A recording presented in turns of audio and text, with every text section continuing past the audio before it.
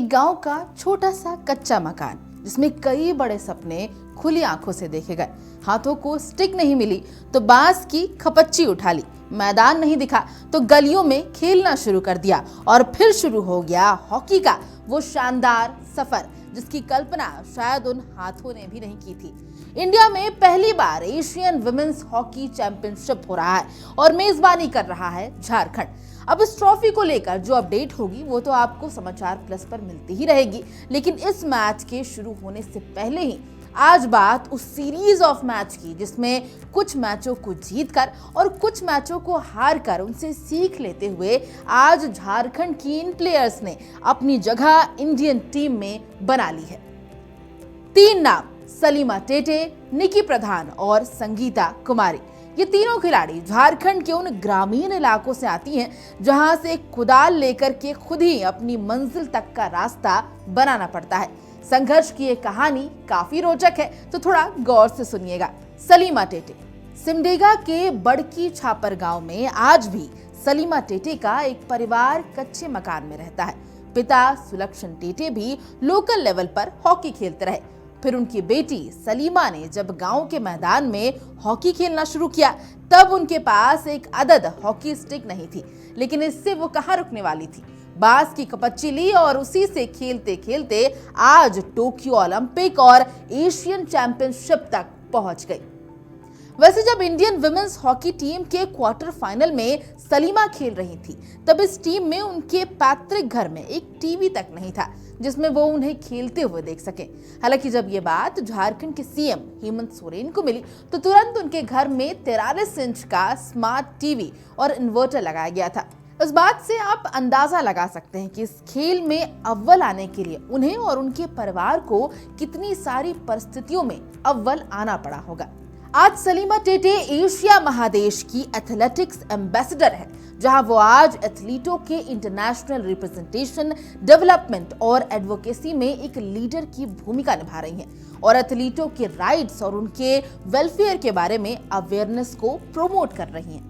वैसे एक और खास बात जो शायद बहुत कम लोगों को पता हो, सलीमा के हॉकी के सपने को पूरा करने के लिए उनकी बड़ी बहन अनीमा ने बेंगलुरु से लेकर सिमडेगा तक दूसरों के घरों में बर्तन मांजे हैं। वो भी तब जब अनीमा खुद एक बेहतरीन हॉकी प्लेयर थी। उन्होंने अपनी बहनों के लिए पैसे जुटाने में अपना करियर कुर्बान कर दिया। निकी प्रधान, झारखंड के एक छोटे से गांव हेसल गांव से। वैसे इसके बारे में बहुत कम ही लोग जानते होंगे, लेकिन निकी प्रधान ने आज उस गांव को भी एक पहचान दे दी है। निकी के पिता वैसे तो कहने को एक पुलिस कांस्टेबल थे, लेकिन तनख्वाह ज्यादा नहीं मिलती थी। निकी को घर का सारा काम करना होता था और वो अपनी माँ को खेती में मदद भी करती थी।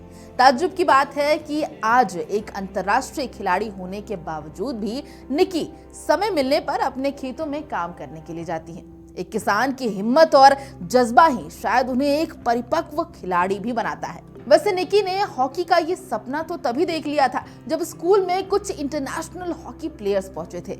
ये प्लेयर्स अपने साथ मेडल लेकर आए थे। मेडल देखकर निकी इतनी खुश हो गई कि उन्होंने उसी वक्त सोच लिया कि वो खुद एक हॉकी खिलाड़ी बनेगी। लेकिन निकी के लिए ये इतना आसान नहीं था। निकी ने जब साल 2010 में 12वीं पास की तो स्कूल खत्म होने के साथ ही उन्हें स्टेट हॉस्टल से निकाल दिया गया और बताया गया कि सिर्फ 12वीं तक ही हॉस्टल में रह सकते हैं। फिर कोच और प्रिंसिपल की मदद ली और फिर उन्हें हॉस्टल के अंदर सिर्फ रहने के लिए एक कमरा मिला। निकी प्रधान ने एक इंटरव्यू में बताया था कि बहुत बार ऐसा समय आया जब निकी ट्रेनिंग के लिए खाली पेट ही चली जाती थी क्योंकि खुद से एक नाश्ता बनाने का समय ही नहीं होता था।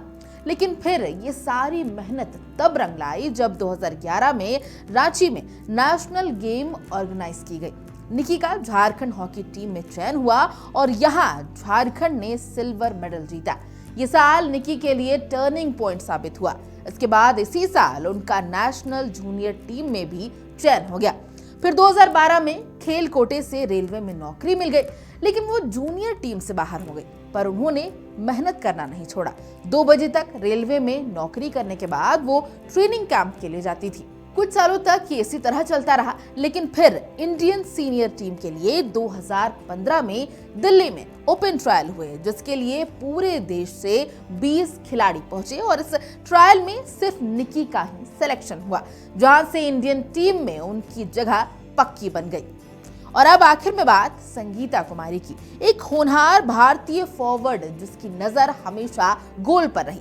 सिमडेगा की इस खिलाड़ी ने अपने सीनियर इंडियन डेब्यू में स्कोर करके ये साबित कर दिया कि वो एक रियल गोल स्कोरर है। संगीता ने दुनिया को ये दिखाने में बहुत कम समय बर्बाद किया कि वो क्या करने में सक्षम है। ये उनके सीनियर इंटरनेशनल डेब्यू का पहला क्वार्टर था, जिसमें भारत कलिंगा स्टेडियम में FIH प्रो लीग में स्पेन का सामना कर रहा था। संगीता दाई और स्ट्राइकिंग सर्कल के किनारे पर थी। उसने तेजी से अपना कदम जमाया और 2 डिफेंडर्स को चकमा दे दिया। फिर अपना संतुलन खोने और तीसरे डिफेंडर के पास आने के बावजूद वो एक डेस्परेट स्ट्राइक शुरू करने में सफल रही, जो नेट के पीछे पहुंच गया। कह सकते हैं कि जब से संगीता ने खेल खेलना शुरू किया, तब से ही गोल करने की उनकी टेंडेंसी लगातार बनी हुई है। सिमडेगा सेंटर में उन्हें ट्रेनिंग देने वाली प्रतिमा बरवा बताती हैं कि जब भी वो जिला या स्टेट लेवल पर कोई मैच खेलती थी, तो वो लगभग हर बार स्कोर करती थी। वो गेंद को तुरंत कंट्रोल कर लेती थी और डी एरिया में शायद ही कोई मौका चूकती थी। हालांकि मेजॉरिटी इंडियन एथलीट्स की तरह संगीता को भी रैंक पर चढ़ने के लिए डिफिकल्टीज का सामना करना पड़ा। उन्होंने हॉकी स्कूल में सीखा, लेकिन उसके बाद जो फाइनेंशियल डिफिकल्टीज आई उसमें उन्हें उनके फादर का तो सपोर्ट मिला, लेकिन उनकी माँ उससे उतनी खुश नहीं थी। अब वर्तमान में इस पूरे भारतीय टीम की बात करें तो हॉकी टीम के पास इस समय कई होनहार अटैकर हैं, जिसमें वंदना कटारिया, नवनीत कौर और सलीमा टेटे जैसे खिलाड़ी शामिल हैं। लेकिन फिनिशिंग ऐसा एरिया है जहां संगीता जैसे कोई प्लेयर एक्चुअल एसेट साबित हो सकता है। ये तो सिर्फ कुछ उदाहरण है, लेकिन जिस झारखंड ने भारत को जयपाल सिंह मुंडा और सिल्वानुस डुंगडुंग जैसे धुरंधर दिए हैं, झारखंड के उन्हीं गांवों में आज भी कोई बांस की छड़ी को हॉकी स्टिक बनाकर अपना गोल साधने की तैयारी कर रहा है। बस इंतजार है उसे एक मौके का। नमस्कार।